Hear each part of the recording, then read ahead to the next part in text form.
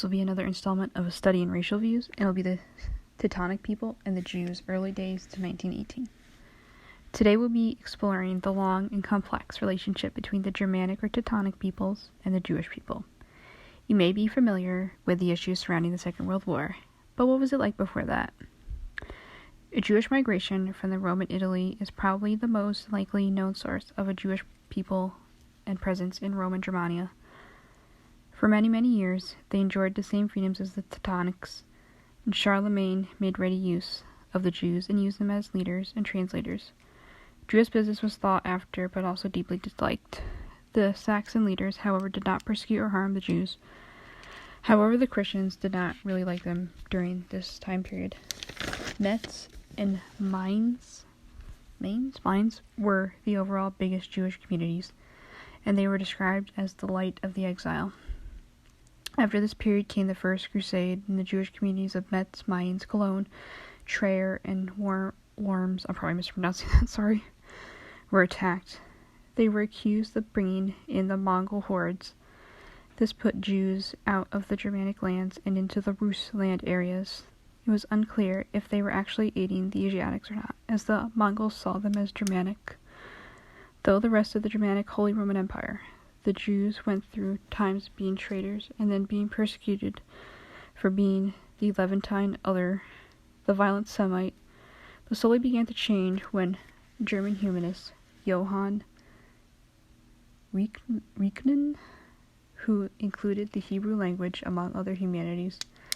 However, Moses Mendelssohn urged Jewish communities to learn German and other European languages around them.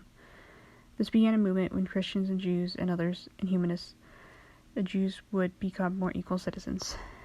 In the 1800s, many Jewish lawyers argued for the rights of their people, and soon Jewish people were given full citizenship in the Germanic lands.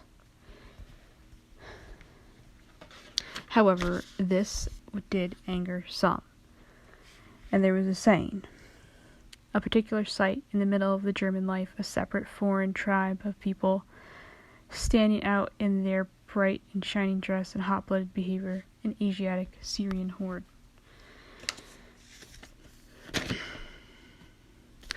Many Jews, however, during these times had a desire for secular education. Because of this, many Jews began to adhere to German laws and not Jewish ones anymore. As the Jewish liberation moved forward, many began to view themselves as Germanic first. Many Jewish families began to move out of huldarias, or Jewish ghettos, and into the everyday life of the Teutonic lands. Many were happy that they lived in Germany/Prussia, where they were allowed to keep their religion and culture. Because in Tsarist Russia, many Jewish families and children had been taken away and sent to monastery-run schools, where they were often stripped of their culture and converted to Orthodox Christianity, and yet still seen as the Levantines. Racial segregation was still in effect in Tsarist Russia. They were glad they didn't have to deal with this. Germanic Jews stressed manners and honesty with their children. Individualism was also a new value. Synagogues were also molded in a new way, and Reform Judaism came along. After the pogroms in Tsarist Russia, many Eastern Jews began to come into Germany. They were very different to the Germanicized Jewish people, and some Jews in Germany even hailed Tsarist Russia's monastery schools for Jews from the Pale because it led them to a more Europeanized people, both culturally and religiously. The Michelin in Germany, or half German, half Jewish person, was seen as another German for the most part, but the Michelin in Russia was forever a Levantine. However, by the late 1800s, there were some people who had held similar views that Jews were a Semitic race that could never really be European ever. They criticized Tsarist Russia's monastery school program for spreading Palestinian genetics into Russia's Slavic/Germanic racial majority. Since Jewish emancipation took place in the Volkisch movement in Germany, warned of the Palestinianization of the race, especially now since Jews and Michelins could hold office in Germany.